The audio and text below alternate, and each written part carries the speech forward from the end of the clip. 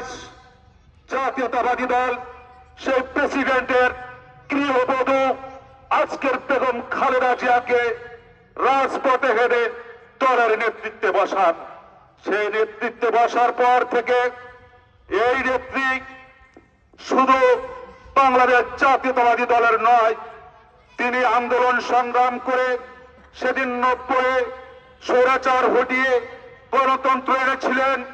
তিনি স্বৈরাচার হটাতে গিয়ে তিনি গণতন্ত্রের রক্ষার জন্য, তিনি এই দেশের মানুষের ভোটাধিকারের জন্য লড়াই করতে গিয়ে তিনি স্বৈর শাসকের সাথে আপোষ করেননি, বরঞ্চ অন্যরা আপোষ করে বিশ্বাসঘাতক এবং বেঈমান খেতাবে ভূষিত হয়।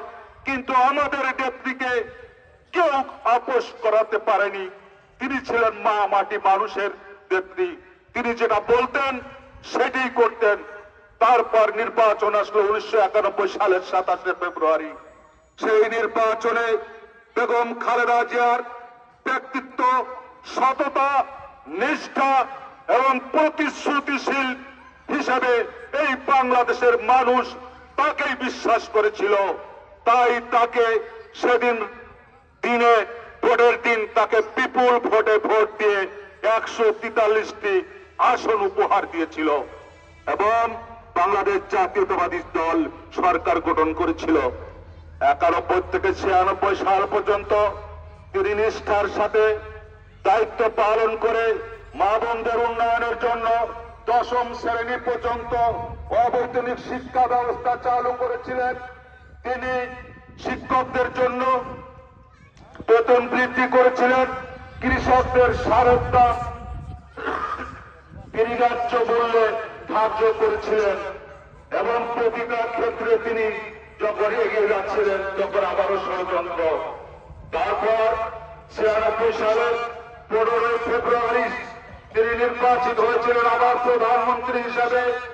91 সালে বাংলাদেশের বিভিন্ন প্রান্ত থেকে 5টি আসনে তিনি প্রতিদ্বন্দ্বিতা করেছিলেন এবং 5টি আসনে বিপুল ভোটের ব্যবধানে বিজয়ী হয়েছিলেন।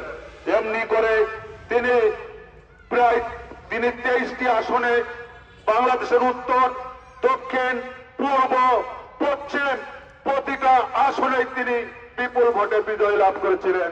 সেই নেত্রী আমাদের মাঝে নাই। আজকে তার জানাজা আপনারা দেখেছেন, 1,30,40 লক্ষ লোক হয়েছে। গতকাল ঢাকা বিশ্ববিদ্যালয়ের ভিসি বলেছিলেন তার জানাজা ছিল বাংলাদেশের সমগ্র জমিন, তাকে মানুষ এতটাই গ্রহণ করেছিল।